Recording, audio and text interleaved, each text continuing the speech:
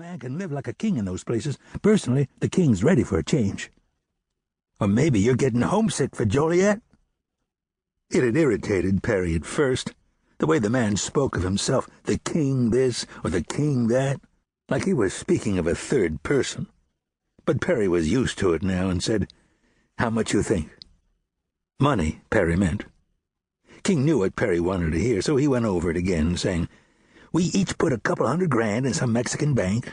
The word will get out. That's millions when you convert dollars into pesos. How do you think that would feel to be a millionaire? The cops will protect us for a change. No questions, no trouble. We do this right.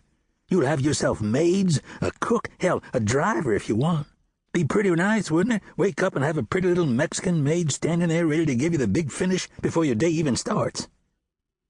King smiled, his expression asking, "Is the king right?" Perry liked that, no matter how many times he heard the story, but then he had to go and spoil it by looking around the truck stop beyond the 18-wheelers parked in rows and saying, "Snow's ticking on the damn palm trees. You believe this shit? The leaves are silver, like ice." King told him, "Dude, that's not snow. It's neon light that does that. The way the wind hits the trees, an optical illusion." King, the know-it-all, an expert on everything.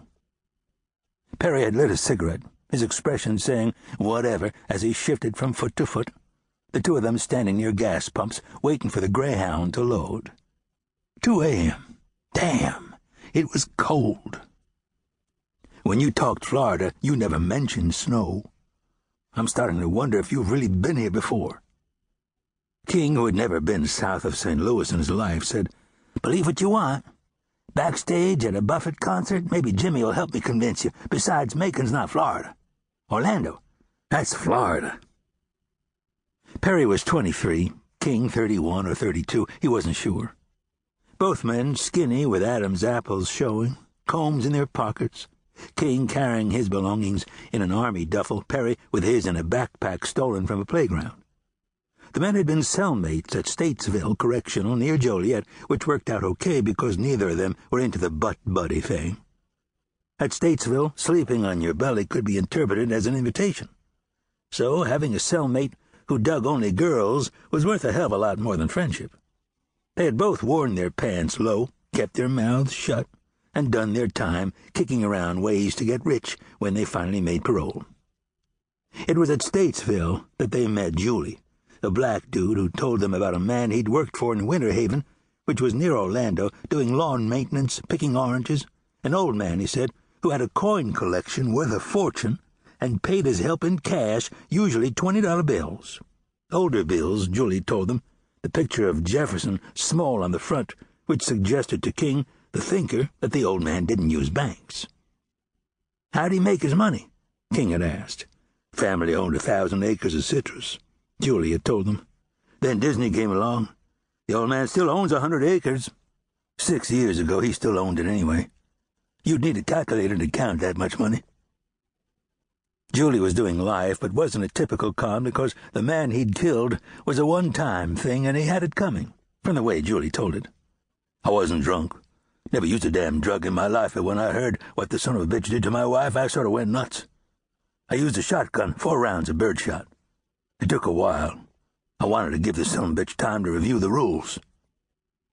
When King had asked, "Why didn't you go for the old man's money while you were at it?" The look of contempt on Julie's face said more than any parole board would ever know. "I worked for that man. The man paid me on time and he treated my family fair.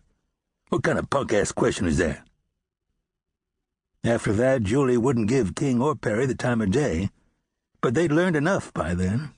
They knew the old man's name, and that what was left of the citrus farm was set back off Green Pond Road and Route 27 on property north of Winter Haven, most of it probably golf courses and trailer parks by now, but the big white house still there, Julie guessed, hidden by trees.